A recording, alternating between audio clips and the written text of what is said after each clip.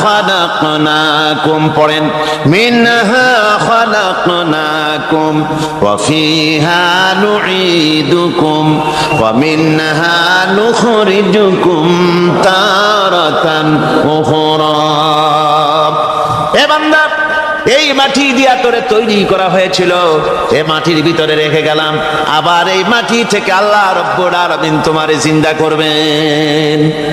কিয়ামতের ময়দানে সকলকে উঠতে হবে সেখানে আল্লাহর দরবারে। আল্লাহ পাক বলছেন, বান্দা কেমনে অস্বীকার করো? ইন কুনতুম ফি রাইবিম মিনাল বা'স ফাইন্না খালাকনাকুম মিন তুরাব। পরকালকে যারা অস্বীকার করো, কিয়ামতে উঠতে হবে, এটাকে কিভাবে অস্বীকার করো?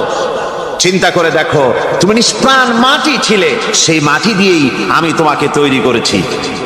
আবার আল্লাহ পাক মানুষকে আরো বুঝান, কিয়ামত আছে, পরকাল হবে, আল্লাহর দরবারে উঠতে হবে। আলাম ইয়াকুনু নুতফাতাম মিন মানিয়্যিন ইউমনা। তুমি কি মাতৃগর্ভে নিক্ষিপ্ত এক ফোঁটা পানি ছিলে না? সুম্মা কানা আলাকাতান ফাখালাকা ফাসাওয়া।